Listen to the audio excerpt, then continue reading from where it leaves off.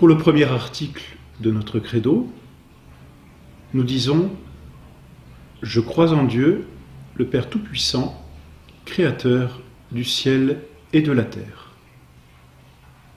C'est en cette toute petite phrase que sont contenues de très nombreuses vérités. La première vérité, celle de l'existence de Dieu. La seconde, celle de sa nature et de ses attributs. La troisième, celle de sa vie intime, intérieure, que l'on appelle la Sainte Trinité. Et la quatrième, celle de sa toute-puissance, par laquelle il a tout créé. Je crois en Dieu, le Père Tout-Puissant, Créateur du ciel et de la terre. Mais d'abord donc, qu'est-ce que Dieu ? Dieu est un esprit éternel, infiniment parfait, créateur et maître de toutes choses.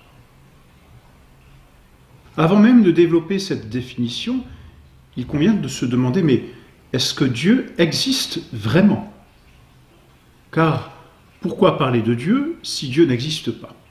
Ce serait parler d'une chimère dans ce cas. Donc la première question que nous nous posons est de savoir si Dieu existe vraiment. À cette question, il faut répondre que oui, Dieu existe. Nous le croyons, mais aussi nous le savons.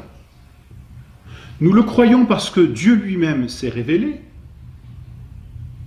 Nous le savons parce que nous pouvons le démontrer. Et c'est même, subtilité parfaite, un article de notre foi qu'il faut croire, que l'existence de Dieu est démontrable par la raison. Je crois que Dieu existe parce qu'il l'a dit lui-même. C'est le témoignage des Écritures. Mais je peux démontrer aussi que Dieu existe par ma propre raison, par mon intelligence.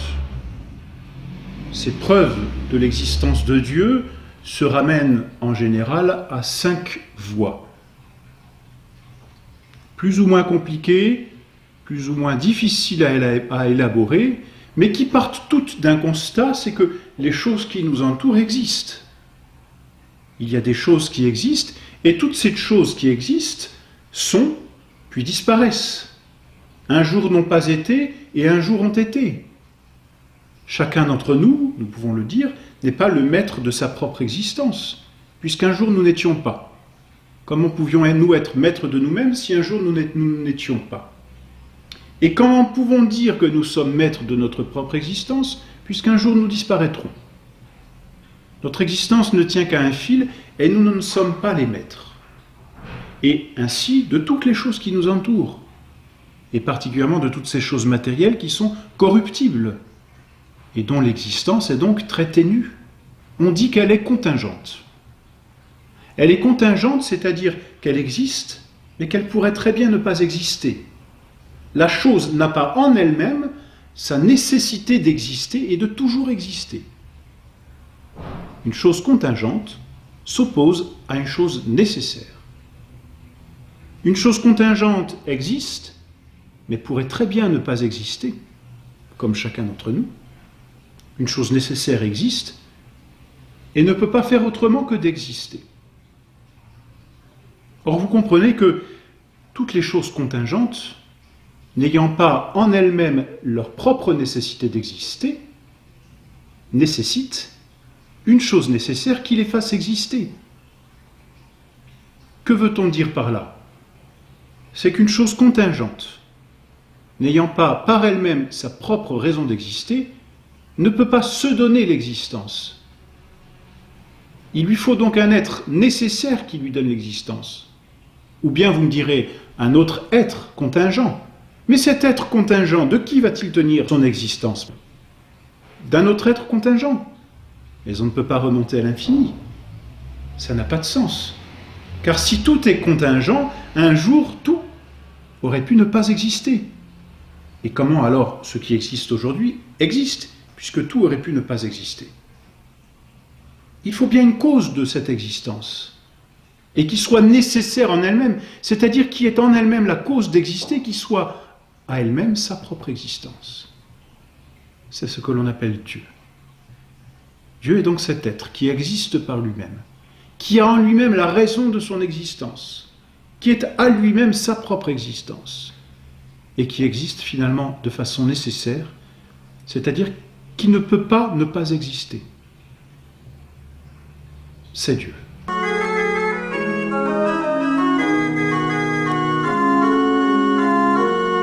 On peut voir les choses sous un autre angle, et on peut constater dans l'univers un ordre que l'homme n'a pas mis, c'est entendu.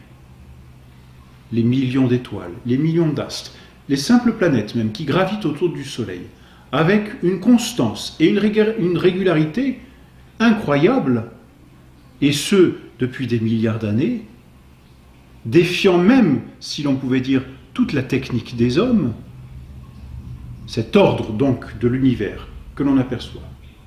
Ou plus proche de nous encore, l'ordre qui existe dans la nature et dans les différents règnes de la nature, que ce soit dans les règnes végétaux ou dans les règnes animaux, ce que l'on appelle l'écosystème.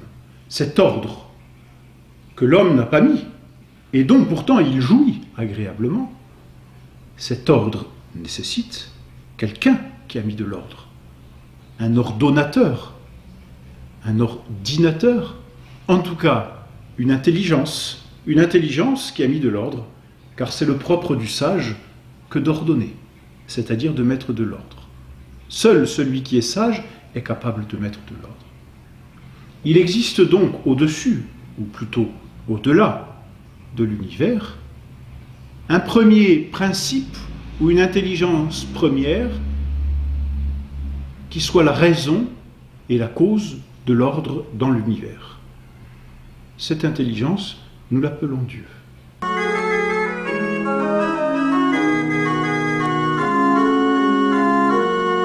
C'est une autre façon de partir de ce que nous constatons, car cela nous ne pouvons pas le nier, et de remonter à travers ce que nous constatons vers une première cause que l'on appelle Dieu. Même Limpy Voltaire disait « Je ne puis concevoir que cette horloge, en parlant de l'univers, fonctionne et n'est point d'horloger. » On montre par là donc que Dieu existe. Et du reste, saint Paul lui-même dit « Ils sont sans excuse ceux qui n'ont pas voulu voir Dieu dans la création. » Parce que tout parle de Dieu, c'est-à-dire tout nous dit dans la création que Dieu existe. De la même façon que lorsque l'on contemple une galerie d'œuvres d'art ou de peinture, on ne peut pas s'empêcher de dire, en regardant cette peinture, mais il y a un auteur derrière cette peinture. Il y a un créateur de cet art. Qui est-ce? Qui a donc peint ce tableau? Qui a donc réalisé cette sculpture? Nous ne serions pas capables de nous répondre mutuellement, mais personne. Elle s'est faite toute seule. Cela n'a pas de sens. Et nous nous disons, mais il se moque de nous. Cette statue n'a pas pu se faire tout seul. Ce tableau, cette œuvre d'art, cette peinture a nécessairement un artisan. Ce meuble avec lequel je vis, ce lit, ce matelas, cette chandelle qui m'éclaire, cette montre qui me donne l'heure, a nécessairement un artisan. Et aujourd'hui, la preuve en est, c'est que tout ce qui existe porte la marque de celui qui l'a fait. Et la création ne porterait pas la marque de Dieu.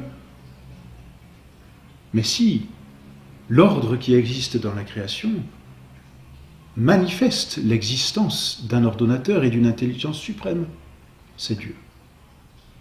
Du reste, une autre preuve que l'on qualifierait plutôt de morale consiste à dire que l'unanimité des peuples ont reconnu l'existence, au moins d'une créature suprême et supérieure qu'ils ont appelée Dieu à leur façon, dont ils se sont peut-être fait une conception différente selon les peuples, mais si l'on regarde dans l'Antiquité, si l'on regarde dans les civilisations les plus antiques, il y a toujours eu la reconnaissance d'un Dieu, ou de plusieurs dieux, mais au moins d'une créature suprême et ordonnatrice de tout. Ou alors on peut trouver encore une autre preuve en nous-mêmes, une preuve encore d'ordre moral. Nous sentons en nous-mêmes qu'il y a une loi qui est inscrite et que l'on appelle la loi naturelle. et nous y reviendrons bien plus tard. Cette loi naturelle qui nous parle instinctivement, par exemple, un enfant sait instinctivement que lorsqu'il a menti à ses parents, il a fait une œuvre mauvaise. Un être humain sait que, instinctivement, tuer un innocent est une chose épouvantable. C'est comme dans son instinct, cette loi naturelle. Or, d'où lui vient cette loi, sinon d'un législateur suprême qui soit le maître de cette loi? Eh bien, ce législateur suprême, nous l'appelons Dieu. Ainsi, Dieu existe, il est la première cause de l'univers, il est l'intelligence suprême de l'univers, mais mieux encore, il est le bien vers lequel tout l'univers est ordonné. C'est Dieu. Ainsi, nous croyons que Dieu existe, je crois en Dieu, le Père Tout-Puissant, mais nous savons, par notre propre raison, que Dieu existe.